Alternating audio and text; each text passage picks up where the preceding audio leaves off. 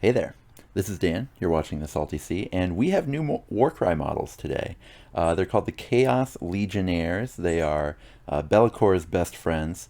And the most important thing, before I even get to the models, I just want to talk about how awesome it is. We got a huge hint.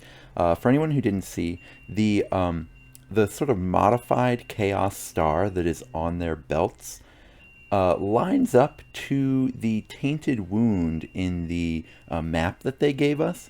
So this whole thing speculating, like, is this just a fun fluff map? Is this just, is this actually a roadmap for what we're going to see for the new edition? Well, at this point, yes, it is weird that we don't have the Horns of Hashut logo on here. But at this point, we have two of these locations going directly, like lining up directly with a warband that we have seen so far. So I would take this as soft confirmation that that this map that we got is actually what we're going to see in this new edition. I think it was really weird that they chose to open this new edition with three Chaos Warbands when the whole thing they're selling to us is, hey, we're moving from the 8 points to Gur. I get wanting to have one Chaos Warband because that's kind of the transition, right? The 8 points was all about the Chaos people, and then Gur would be sort of more about the other three, but you would start by transitioning. So I think it's odd that they went all in with we're transitioning by starting with the Chaos Warbands. But luckily, I do think that we can probably expect all of these other factions to also get warbands over the course of the next, who knows if it's going to be year, 2 years, but I would expect them to all get warbands, which is cool. I think a lot of people are excited for their Gloomspite gets. I'm still not convinced that Spinecrawler Webs is going to be more Gloomspite as opposed to some sort of monster. I mean, who knows, but they don't seem that excited about the Spider Riders they've got, and there's no other warband here that is on here twice. But either way, really cool kind of hint that they gave us here. And for what it's worth, it's called a Decuri arc or Desuri arc. It's pretty decent. It's, 4 movement for these big, chunky, tough characters is never what you want to see, but that's true of the other leaders we've seen as well. The comparison I want to make is, think about the Iron Golem's Dominar, which in the Toma Champions got dropped down to 165. It's 5 points fewer than this, but this has 1 more toughness, 2 more wounds, and does 1.8 more damage to toughness 3 every time he swings his sword. So, 3.5 extra damage essentially every round. That's a lot better for 5 points. So poor Iron Golems, they lose again, but I do think that this is a pretty solid leader. It's not as good as the Nurgle leader we saw, unless, the shield bash ability that it's going to get is just really amazing. But it's still very playable, and if you love these guys, you can definitely at least be assured that your leader isn't sort of starting you off way behind right away. But the one thing I really noticed about these folks is, man, that's a lot of detail. So I'm just going to go through the sort of 5 hardest things to paint on these models. I'm going to start with the demon faces. I think on their own, they won't be that hard to paint. You can shade them with contrast, but you have to be really careful with the type of metallic you use for these.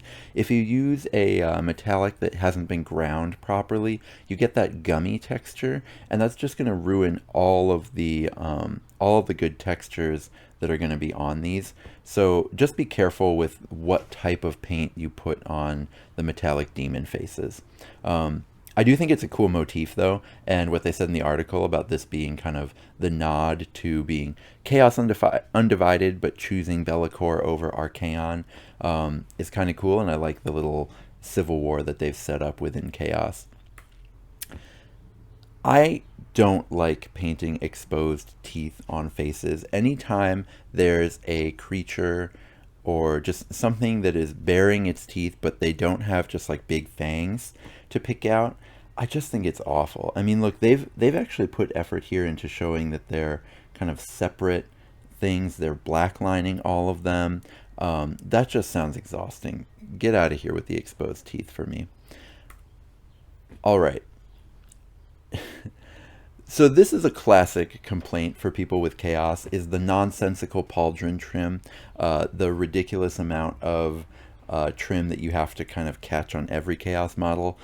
Blood warriors are famously awful to paint in any kind of great number, just because each individual, and these are all pretty small, you know, these are human-sized models. Each individual just has so much trim detail that it's pretty brutal. And then these even have kind of nails putting the trim, like attaching the trim to the greater plate.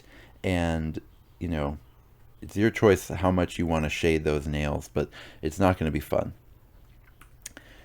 We've also got infinite belt buckles on these guys.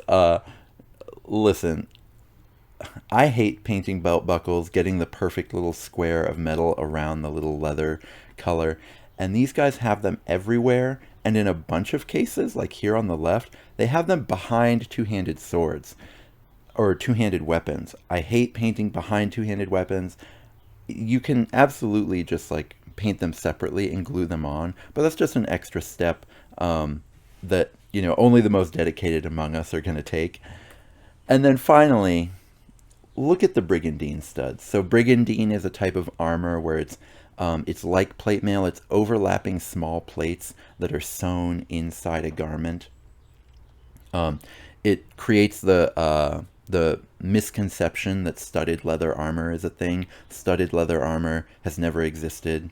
A lot of people sort of design armor that's meant to look like studded leather armor, and what it actually was Brigandine. So in your next D&D session, don't buy studded leather armor. But regardless, let's just count the studs, right? There's an absurd amount of these. I won't be able to paint this warband, but I do think they look pretty cool. Any of you who are excited to give it a try, you have my blessing. I'm not going to do it, but man, I think their leader just looks amazing.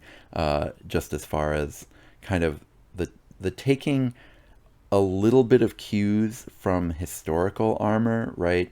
The chainmail skirts, the brigandine, the kind of round shields, but then just like chaosifying it over the top. I think is a really impressive bit of design choice, but I will never really get to know them any better because I will not be painting them. Hopefully they don't end up totally meta breaking where people keep asking me about, you know, what are the tips and tricks to playing them, because, you know, I won't know. So that's all we got for today. A cool little preview that showed up on Warhammer Community. I'll be back with kind of covering more of the news about the Warcry New Edition, and until then, may all your rolls be crits.